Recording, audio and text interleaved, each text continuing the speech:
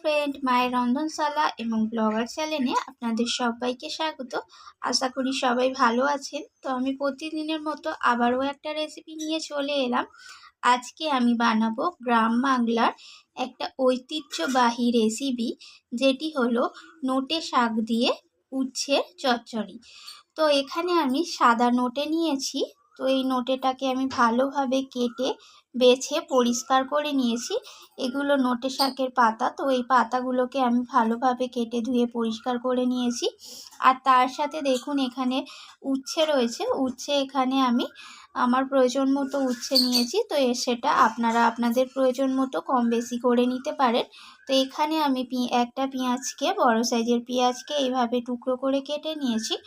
আর এখানে হচ্ছে আলু নিয়েছি আমি, একটা মিডিয়াম সাইজের আলু এইভাবে লম্বা করে টুকরো করে কেটে নিয়েছি।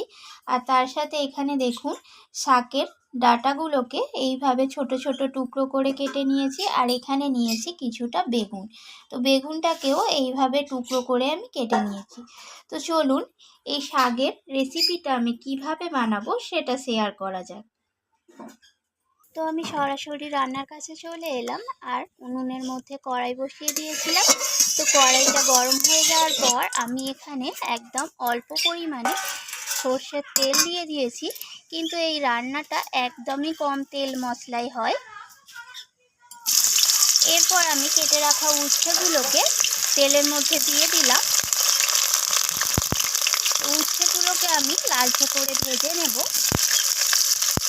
তো এর মধ্যে আমি সামান্য পরিমাণ লবণ দিয়ে দিলাম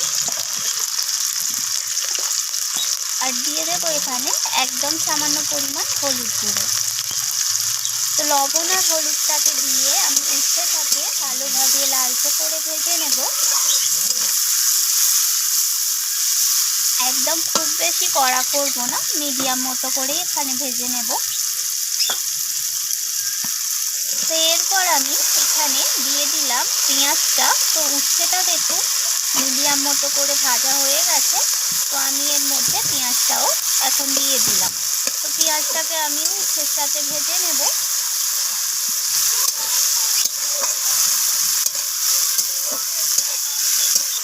তো পেঁয়াজটা উচ্ছের সাথে মোটামুটি ভাজা হয়ে গেছে। এখন আমি দিয়ে দিলাম কেটে রাখা আলুগুলোকে। তো আলুগুলোকেও আমি উচ্ছে পেঁয়াজের সাথে ভেজে নিচ্ছি। আর দিয়ে দিলাম এখানে শাকের ডাঁটাগুলো। তো শাকের ডাঁটাগুলোও আমি আলু উচ্ছে পেঁয়াজের সাথে নাড়াচাড়া করে ভাজা ভাজা করে নিচ্ছি।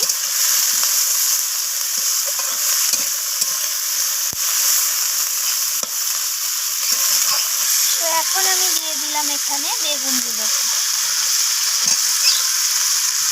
তো বেগুনগুলোকেও আমি নাড়াচাড়া করে নিচ্ছি সব কিছুর সাথে।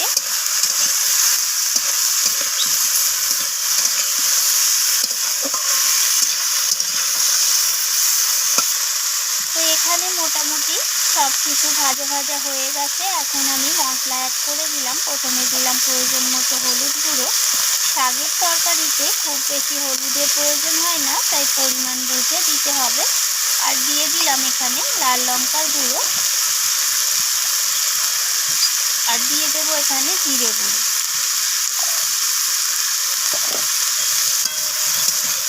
সমস্ত কিছু ভালোভাবে এইভাবে মশলার সাথে কষিয়ে নিচ্ছি আমি।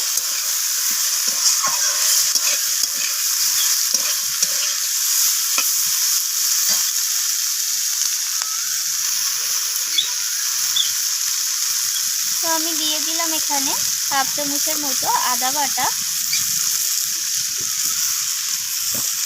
আর দিয়ে দেবো এখানে স্বাদ মতো লবণ।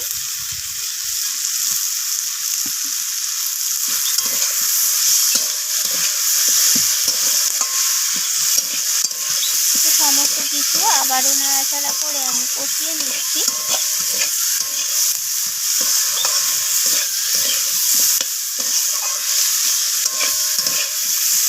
তো সব কিছু এখানে কষানো হয়ে গেছে। প্রায় 5 মিনিটের মতো আমি এখানে সব কিছু কষিয়ে নিয়েছি নাড়াচাড়া করে।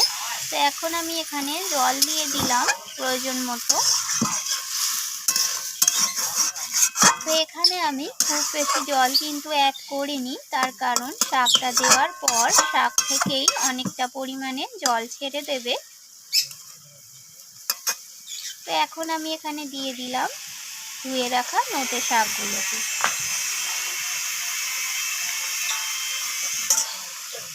তো নোটে শাকগুলো আমি এইভাবে খুন্তি দিয়ে একটু সব কিছুর সাথে নাড়িয়ে চাড়িয়ে দিচ্ছি।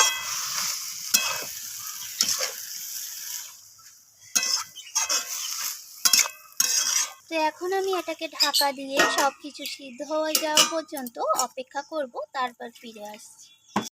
এখানে আমি ঢাকাটা সরিয়ে নিয়েছি আর সব কিছু ভালোভাবে সিদ্ধ হয়ে গেছে, জলটাও অনেকটা টেনে এসেছে।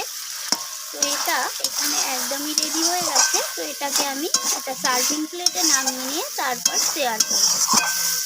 এখানে তৈরি হয়ে গেল গ্রাম বাংলার ঐতিহ্যবাহী রান্না নোটে শাক দিয়ে আর উচ্ছে চচ্চড়ি। তো রান্নাটি কেমন লাগলো অবশ্যই আমাকে জানাবেন, আর ভালো লাগলে লাইক শেয়ার তো করতে ভুলবেন না।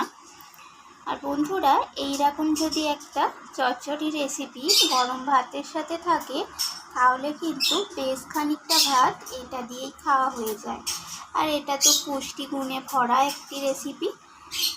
তো আমার চ্যানেলটিকে সাবস্ক্রাইব করে চ্যানেলটির পাশে থাকার অনুরোধ রইল। আমি আবারও ফিরে আসবো অন্য কোনো রেসিপি নিয়ে। আজকের মতো এইটুকু। ধন্যবাদ বন্ধুরা।